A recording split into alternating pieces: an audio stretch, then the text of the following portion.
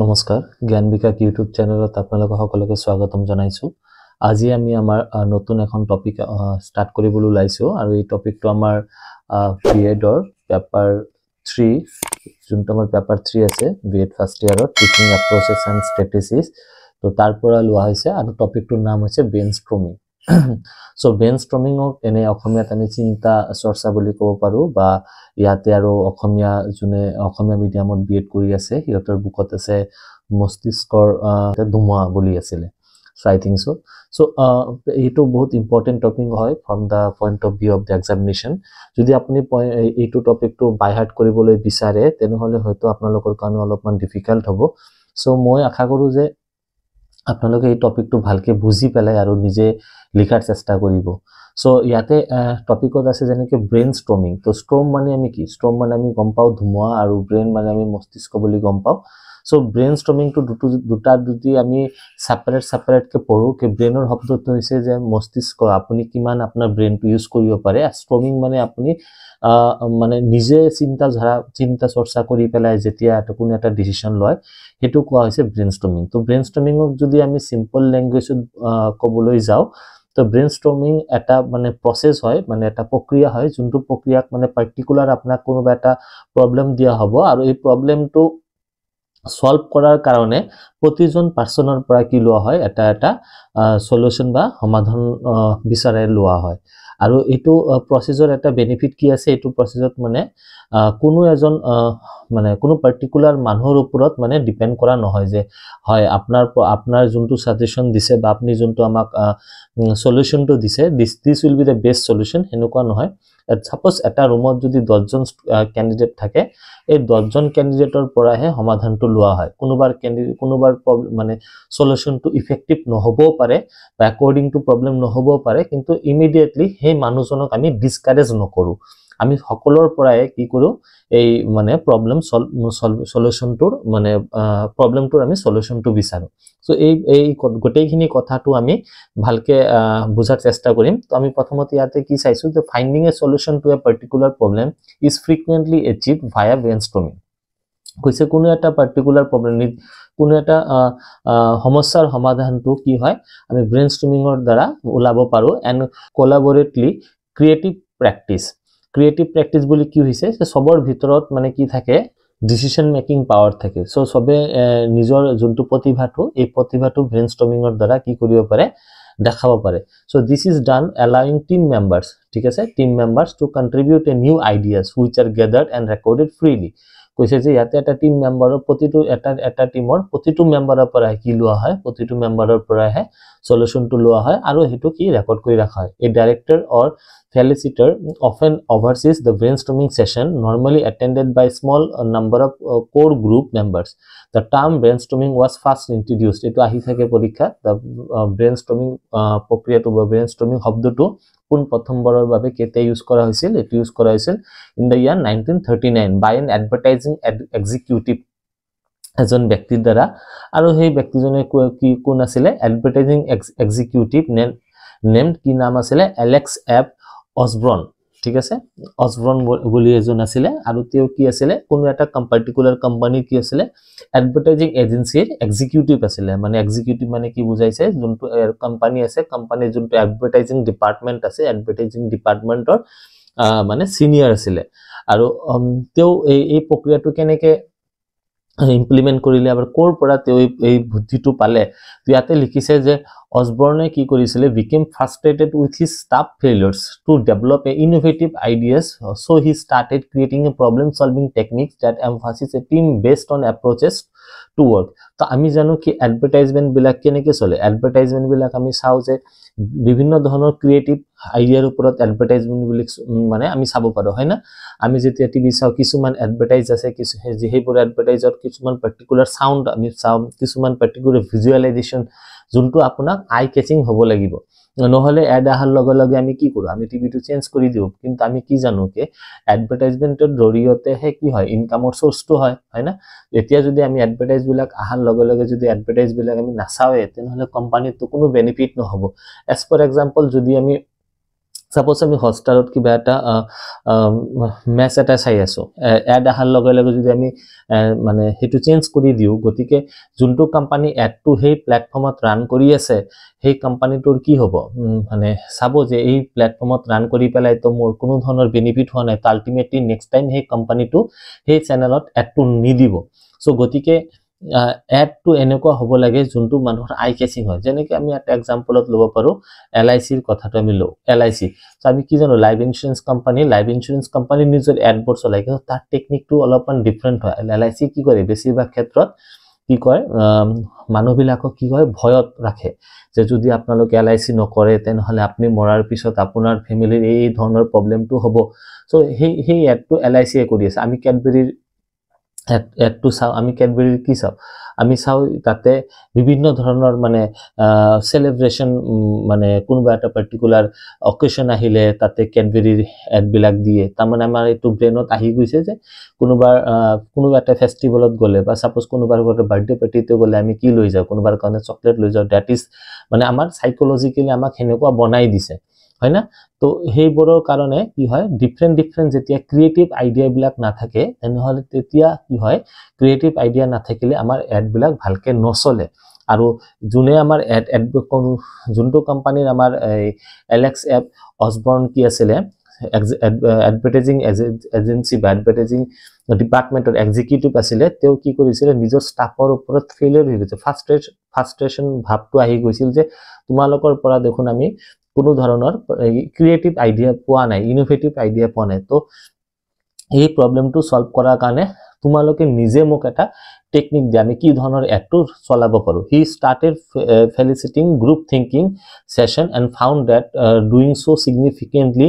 increase the quality and the number of new ideas তো হি কি যেতিয়া ডিপাৰ্টমেন্টক দি দিলে যে তোমালোকে মোক কোৱা যে এই এডটো চলোৱাৰ কাৰণে আমি কি ধৰণৰ আইডিয়া পাব মানে পাব পাৰো কি ধৰণৰ এডটো কেনেকুৱা বনালে মানুহে চাব তো তেতিয়া এই অসবৰ্নে কি চালে বিভিন্ন ধৰণৰ মেম্বাৰ বিলাকে বিভিন্ন ধৰণৰ ক্ৰিয়েটিভ আইডিয়াটো দিলে আৰু দিস গ্ৰুপস গ্যাদাৰিং ওয়াৰ নন এজ ব্ৰেইনষ্টৰ্ম আৰু এই যে মানুহবিলাকৰ একলগ হৈ পেলাই যোনটো কাম কৰিছিলে হেতু কি কোৱা হৈছে ব্ৰেইনষ্টৰ্ম সেশন বুলি কোৱা হৈছে thanks to Osborn who wrote about the process in letter works আৰু কি কৈছে অসবৰ্নে এই প্ৰক্ৰিয়াটোৰ বিষয়ে পিছত গৈ পেলাই লিখিছে যে কেনেকে ই ব্ৰেইনষ্টৰ্মিংৰ জৰিয়তে মানে ক্ৰিয়েটিভ আইডিয়া বিলাক আনিব পাৰিছে তো আমি ইখিনি ডিসকাশনত কি পাইছো যে ইখিনি ডিসকাশন পাইছো যে ব্ৰেইনষ্টৰ্মিং কি হৈছে ব্ৰেইনষ্টৰ্মিংটো হৈছে আমাৰ মানে ব্ৰেইনটো ডেভেলপ কৰাৰ এটা টেকনিক আৰু এটো কি হয় আমাৰ paper 3 teaching approaches and strategies or teaching ষ্টাইলৰ ভিতৰত পৰে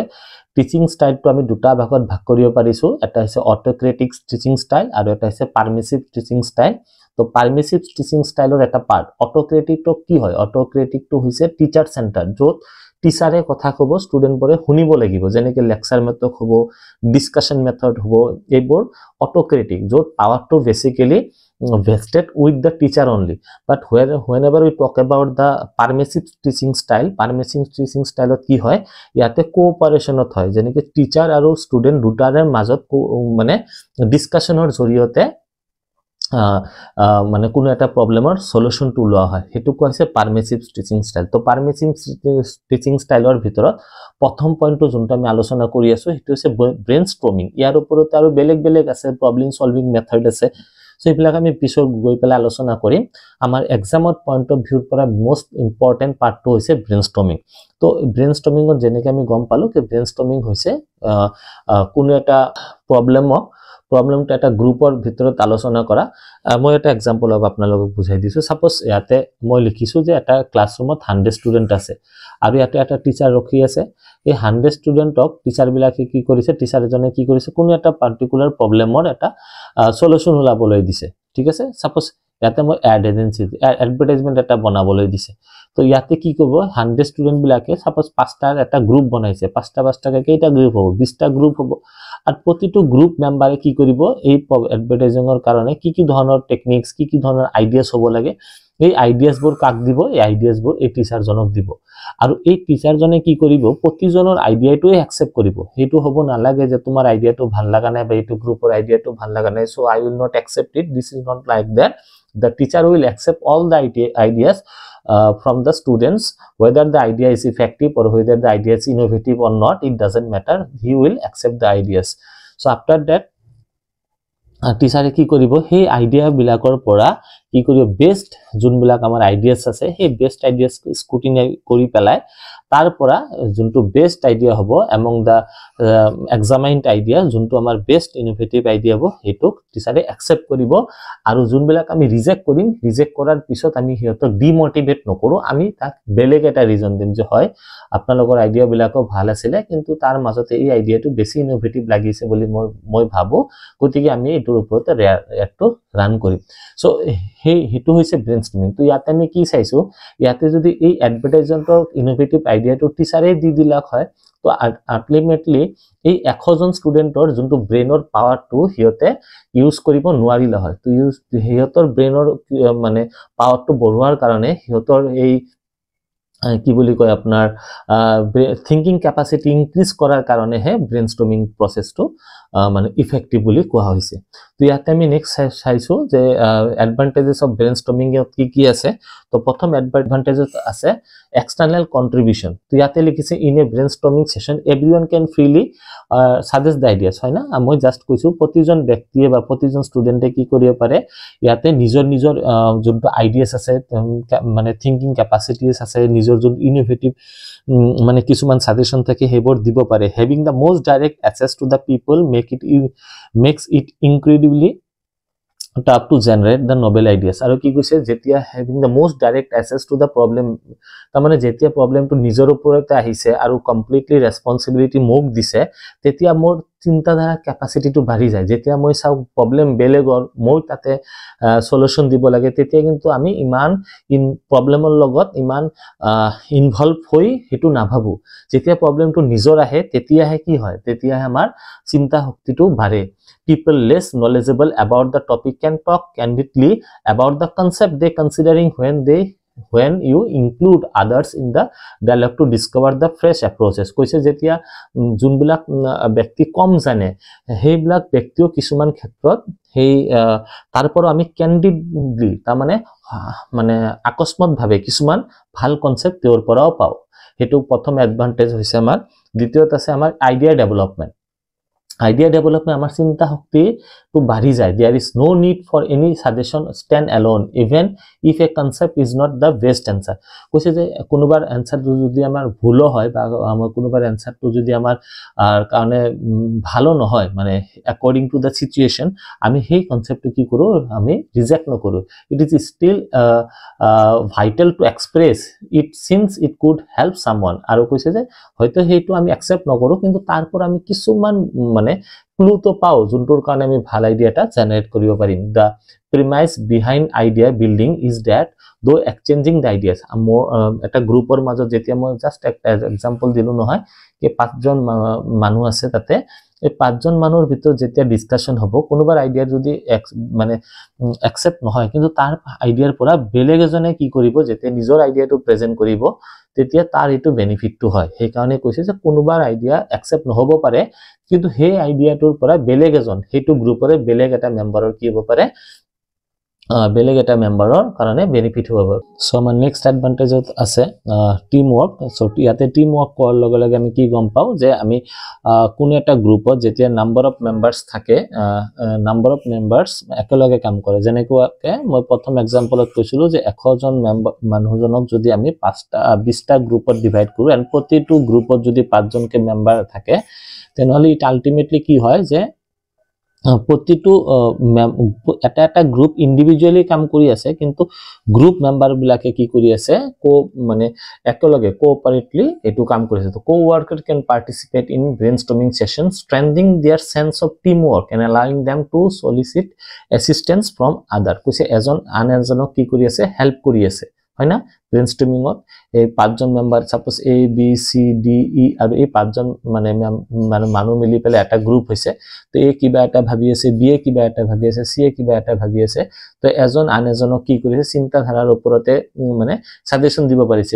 A কৈ আছে নহয় B তোমাৰটো এইটো ভুল হৈছে, B কৈছে এইটো তোমাৰটো ভাল হৈছে বুলি।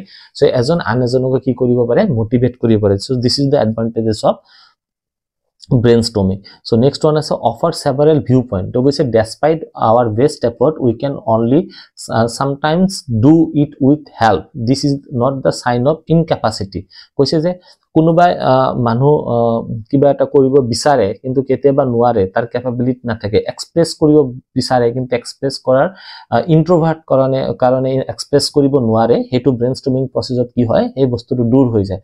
যেতিয়া এটা গ্ৰুপত 5 জন মেম্বাৰ থাকে, মই এটা 5 জনেৰে কথা কৈ আছো, 5 জন মেম্বাৰ আছে, কোনোবা এজন পাৰ্টিকুলাৰ পাৰ্সনে কি কৰি আছে, কোনো পাৰ্টিকুলাৰ মেম্বাৰ জনে কি আছে তাত এই মেম্বাৰজন ইন্ট্ৰোভাৰ্ট, ভালকে এক্সপ্ৰেছ কৰিব নোৱাৰে, তো গ্ৰুপৰ যোনটো বেলেগ মেম্বাৰবোৰ আছে তাৰ লগত এই কথাটো আলোচনা কৰিলে আৰু বেলেগ মেম্বাৰ তাক এনকাৰেজ কৰিলে যে ঠিক আছে এতিয়া তুমি কথাটো ক'ব পাৰা বা এইটোৱে কাৰেক্ট, তুমি এইটো এক্সপ্ৰেছ কৰা, তো এইটো কি হয় তাৰ কাৰণে এটা এডভান্টেজ হয়। নেক্সট কৈছে it frequently produce more ideas in a shorter amount of time. কৈছে যে খুব কম সময়ত কি কৰে ভাল ভাল এটা আইডিয়া জেনাৰেট কৰিবলৈ হেল্প কৰে, ক্ৰিয়েটিভ আইডিয়া জেনাৰেট কৰিবলৈ হেল্প কৰে, হয় না?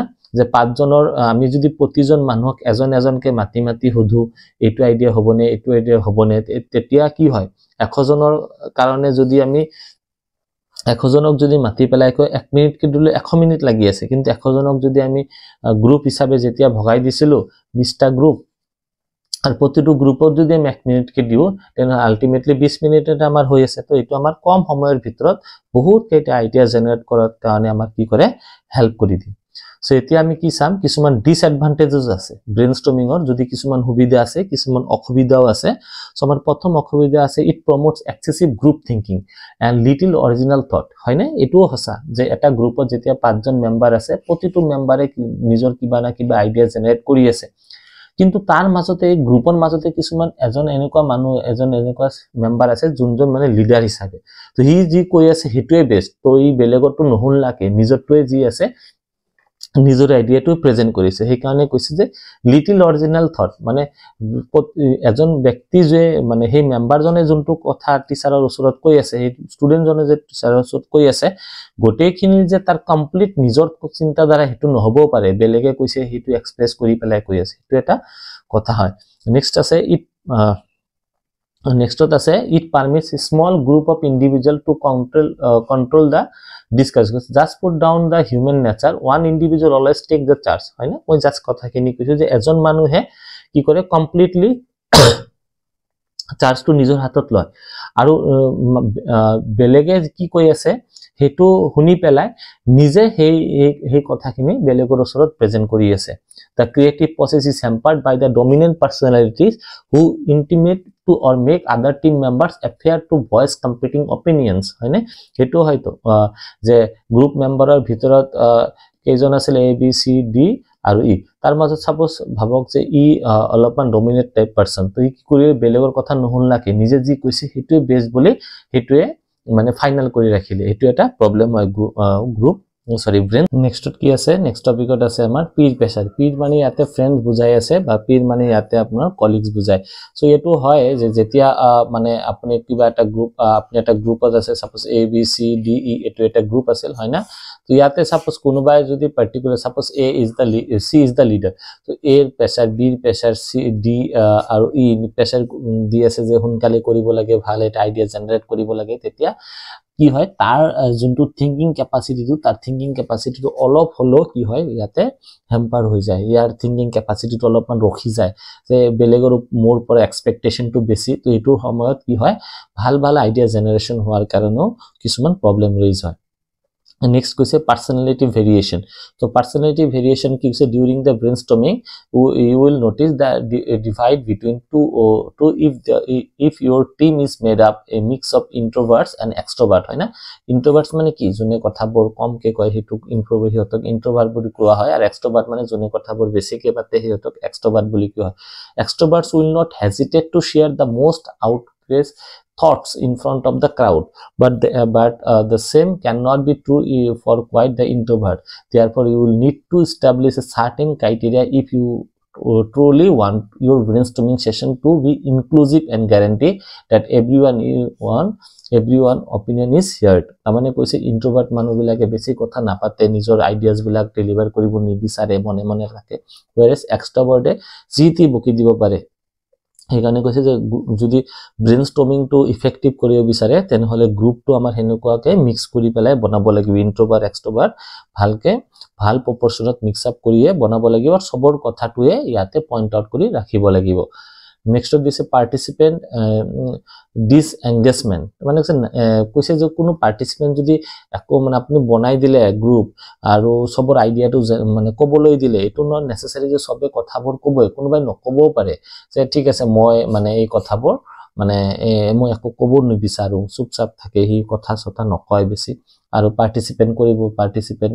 কৰিবলৈ টান পাই আছে তেনে ক্ষেত্ৰত কিন্তু ব্ৰেইনষ্টৰ্মিং ইফেক্টিভ নহব সো আশা কৰো আপোনালোকে ভিডিওটো পৰা অলপ হলো শিকিবলৈ পাইছে সো ভিডিওটোত আমি কি পাইছো কি ব্ৰেইনষ্টৰ্মিং কি পাইছো আৰু ব্ৰেইনষ্টৰ্মিং আমি কোনে প্ৰথমতে ব্ৰেইনষ্টৰ্মিং কনসেপ্টটো লৈ আহিছিলে আৰু তাৰ ওপৰত আমি ইয়াতে এডভান্টেজ বা মেৰিটস পাইছো আৰু লগতে আমি ডিসএডভান্টেজ বা ডিমেৰিটস পাইছো তো আমি নেক্সট প্ৰসেসত ব্ৰেইনষ্টৰ্মিংৰ প্ৰসেসৰ নেক্সট ভিডিওত আমি ব্ৰেইনষ্টৰ্মিংৰ প্ৰসেসৰ বিষয়ে আলোচনা কৰিম আজিৰ কাৰণে এইখিনিতে এৰিলো ধন্যবাদ থ্যাংক ইউ